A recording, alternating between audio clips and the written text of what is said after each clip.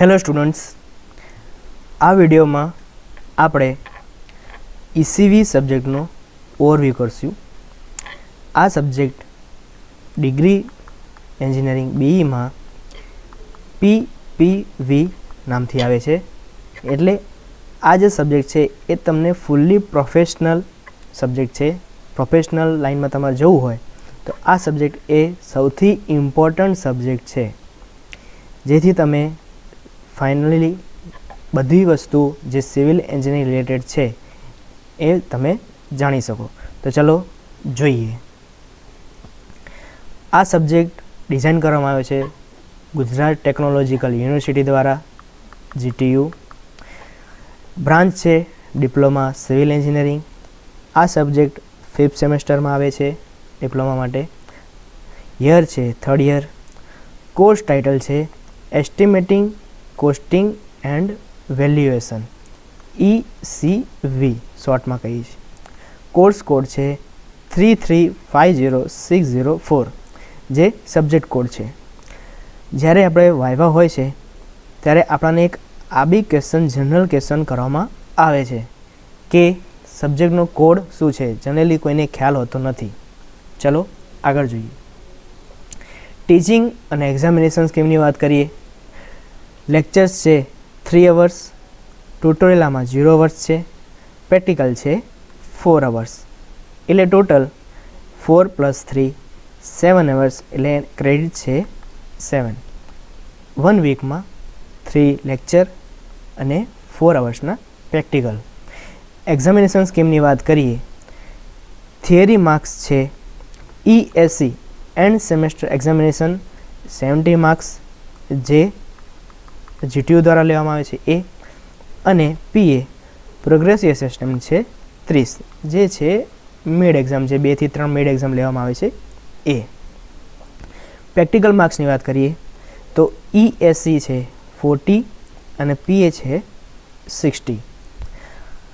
70 + 30 theory total marks છે 100 અને practical marks પણ ટોટલ છે 100. એટલે સબ્જેક્ટના ટોટલ માર્ક્સ થયા 200. અહીં હવે ચેપ્ટર્સની વાત કરીએ. સૌથી પહેલું યુનિટ છે estimation and modes of measurement. એમાં ટેકનિકલ ટર્મ એસ્ટિમેશન્સનું ભણવામાં આવે છે કે એસ્ટિમેશનનું ઇન્ટ્રોડક્શન શું, એસ્ટિમેશન છે શું એકચ્યુઅલી, એના અલગ પ્રકાર, અને એસ્ટિમેશન કરવા માટે, એસ્ટિમેટ બિલ્ડિંગનું એસ્ટિમેટ કરવા માટે ડેટા રિક્વાયર્ડ કયા જોઈએ એ. આગળ જોઈએ. આ છે બધા અલગ અલગ ટેકનિકલ ટર્મ્સ. ટેકનિકલ ટર્મ્સ છે. કયા ટેકનિકલ ટર્મ્સ આવે છે? Overhead charges, contingencies, water charges, provisional sum, prime cost, provisional quantities, spot items, day work અને બીજા ઘણા બધા બી ટેકનિકલ ટર્મ્સ આમાં ભણવામાં આવે છે. એની આપણે વાત કરશું. પછી છે general rules of the measurement, અને એના અલગ અલગ યુનિટ્સ એ આપણે જોશું. અને એસ્ટિમેટર જે એસ્ટિમેશન કરે એને એસ્ટિમેટર કહેવાય. તો એક સારા એસ્ટિમેટરની શું ક્વોલિટી અને ડ્યુટીસ હોય એ આ ચેપ્ટરમાં આપણે વાત કરશું. ચેપ્ટર 2 છે unit 2, specification of civil works. જે અલગ અલગ આપણે સિવિલ એન્જિનિયરિંગ વર્ક્સ આવે છે તો એના અલગ સ્પેસિફિકેશન શું છે, ઇમ્પોર્ટન્ટ એ, એના અલગ પ્રકાર. આપણે સ્પેસિફિકેશન લખવા હોય કોઈ બી કામના તો એના એક પ્રિન્સિપલ હોય એ આમાં આવશે. તથા earthwork, cement concrete work, brick masonry, RCC, plastering work, painting અને ફ્લોરિંગ, આ બધા વર્કના સ્પેસિફિકેશન્સ ભણશું. આગળ છે rate analysis of civil work, જેમાં task work and factors affecting. Task work એક ટેકનિકલ ટર્મ છે જે આપણે જોશું ચેપ્ટરમાં. પછી છે કોઈ બી કામ કરવા માટે, કોઈ બી અલગ અલગ કામ કરવા માટેના લેબર શું રિક્વાયરમેન્ટ છે, કેટલા લેબર આપણે રિક્વાયર્ડ હોય, કેટલું કામ હોય તો એના પ્રમાણે કેટલા લેબર રિક્વાયરમેન્ટ છે એ, અને અલગ અલગ લેબરના શું રેટ્સ હોય છે એ આ ચેપ્ટરમાં આપણે ભણશું. પછી છે જે અલગ અલગ કન્સ્ટ્રક્શન મટીરિયલ, તો એના શું માર્કેટ રેટ ચાલે છે એ બી જોશું. SOR શેડ્યુલ ઓફ રેટ્સ, જે PWD ડિપાર્ટમેન્ટ દ્વારા પબ્લિશ કરવામાં આવે છે, એનું આપણે સ્ટડી કરશું. Rate analysis and factors affecting off rate analysis. કોઈ બી ટોપિક હોય, ફેક્ટર્સ અફેક્ટિંગ એ જીટીયુ માટે બહુ મોસ્ટ અને અત્યાર સુધીનો કોમન ક્વેશ્ચન હોય છે. આગળ જોઈશું એક્સકેવેશન એટલે ખોદાણમાં earthwork, cement concrete work, brick masonry, RCC work, plastering અને ફ્લોરિંગ વર્કના રેટ એનાલિસિસ. આ બધા કામના આપણે રેટ એનાલિસિસ જોઈશું આ ચેપ્ટરમાં. ચેપ્ટર 4 છે એસ્ટિમેશન ઓફ સિવિલ વર્ક્સ. જેમાં હવે આમાં આપણે ડિટેલ એસ્ટિમેશન જોશું. જે ફર્સ્ટ ચેપ્ટરમાં આપણે અલગ અલગ પ્રકારના ફર્સ્ટ ચેપ્ટરમાં ટાઈપ્સ ઓફ એસ્ટિમેશન ભણી ગયા છું, એમાં આ ચેપ્ટરમાં ડિટેલ એસ્ટિમેશન આવશે. કયા કયા કામના ડિટેલ એસ્ટિમેશન આવશે ચલો એ જોઈએ. તો કે 1 and 2 રૂમનું બિલ્ડિંગનું એક સ્ટ્રક્ચરનું આપણે ડિટેલ એસ્ટિમેશન કરશું. પછી 2 સ્ટોરી બિલ્ડિંગના RCC footing, RCC column, RCC beam અને આરસીસી સ્લેબનું આપણે એસ્ટિમેશન કરશું. આરસીસી રિટેનિંગ વોલ અને આરસીસી કલવર્ટ્સ એના એસ્ટિમેશન કરશું. અને અર્થવર્ક કેલ્ક્યુલેશન ફોર રોડ્સ અને કેનાલ. રોડ બનાવવા માટે જે આપણે એમ્બેન્કમેન્ટ હોય યા કટિંગમાં હોય તો એના કયા કયા અલગ ક્વોન્ટિટીઝ આવશે એ, અને કેનાલ બનાવી હોય તો એનું ફિલિંગ અને કટિંગનું કેલ્ક્યુલેટિંગ કરશું આપણે. તો આ બધા વર્કનું આપણે આ ચેપ્ટરમાં ડિટેલ્ડ એસ્ટિમેશન કરશું. આ બહુ ઇમ્પોર્ટન્ટ ચેપ્ટર છે, સૌથી ઇમ્પોર્ટન્ટ ચેપ્ટર આ રહેશે. Chapter 5 valuation of civil engineering projects.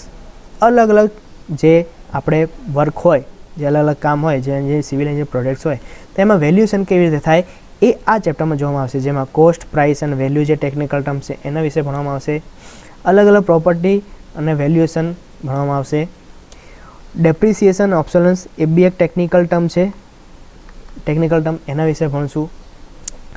જે કોઈ પણ વસ્તુની વેલ્યુ હોય એના કયા કયા ડિફરન્ટ ફોર્મ્સ હોય એ જોશું આપણે.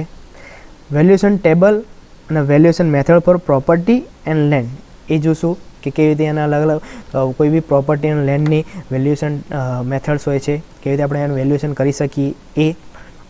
અને અલગ અલગ પ્રકારના રેન્ટ્સ અને ફિક્સિંગ સ્ટાન્ડર્ડ રેન્ટ્સ. આ બધી વસ્તુ જે ઇકોનોમિકલ વસ્તુ આવે એ આમાં આપણે જોશું. પછી તમારે આવે છે અલગ અલગ એક્સપેરિમેન્ટ કયા કયા કરવાના. સૌથી પહેલું છે civil engineering interpret civil engineering drawings. એ આપણે જાણશું. List of various item to be provided to learn the modes of measurement according to IS 1200. આપણે જે અલગ અલગ મોડ્સ ઓફ મેઝરમેન્ટ આવે છે એના શું IS કોડ શું કહે છે એ આપણે અલગ જોશું આમાં. Collect specification for at least 10 items of construction work. Specification collect કરવાના રહેશે, એટલે તમારે કોઈ સાઇટ પર જવાના, સ્પેસિફિકેશન જોવાના, કમસે કમ 10 કામના. Analyse rate for at least 10 items of residential building construction. ક્યાંય બી રેસિડેન્શિયલ બિલ્ડિંગ કન્સ્ટ્રક્શન થતું હોય તો એના રેટ એનાલિસિસ કરવાના, કોઈ બી 10 વસ્તુના.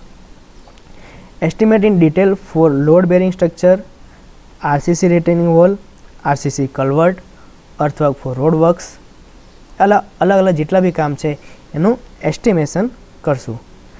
એન્ડ લાસ્ટ છે at least 10 examples related to various forms of value, depreciation, loan amount, annual rent, capitalize value, year purchase. આ છે ચેપ્ટર 5ની વાત થઈ. આ છે ચેપ્ટર 4ની વાત થઈ. અને આ બધા 1, 2, 3 એ રીતે અલગ અલગ ચેપ્ટર્સ આ પ્રમાણે આપણે એક્ઝામ્પલ્સ અને લાઈવ જે કામ થતા હોય એના પર કામ કરશું. તમારે અલગ અલગ એક્ટિવિટીઝ કઈ કરવાની આવશે એ જોઈ લઈએ. Compare the actual analysis of rates of item with the SOR.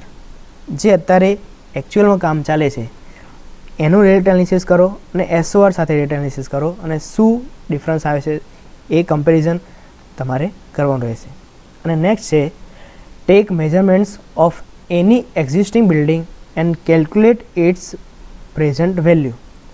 તમારે કોઈ બી સ્ટ્રક્ચર જે હોય, તમારા ઘરનું પોતાનું બી લઈ શકો, કોઈ બી તમે સ્ટ્રક્ચર લઈ શકો અને એના તમે અલગ અલગ આઇટમ્સના વેલ્યુએશન કરવાનું રહેશે. પ્રેઝન્ટ વેલ્યુએશન શું એની ચાલે છે.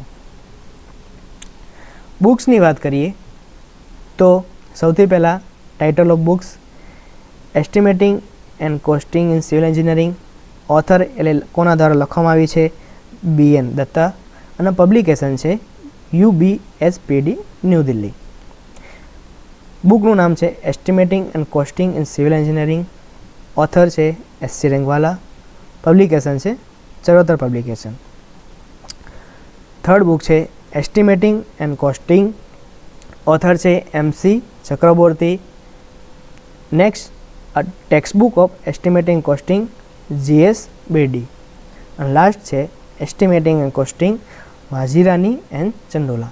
આ બધી વાત થઈ આપણે રેફરન્સ બુક્સની. રેફરન્સ બુક્સ આપણે આ રિફર કરી શકીએ. તો આપણે આ વિડીયોમાં જોયું કે કયા કયા અલગ અલગ ચેપ્ટર્સ છે, કયા કયા તમારે અલગ અલગ એક્ટિવિટીઝ કરવાની છે, પ્રેક્ટિકલ્સ પરફોર્મ કરવાના છે. ઓકે, નેક્સ્ટ વિડીયો છે આપણે ફર્સ્ટ ચેપ્ટરથી સ્ટાર્ટ કરશું. Thank you.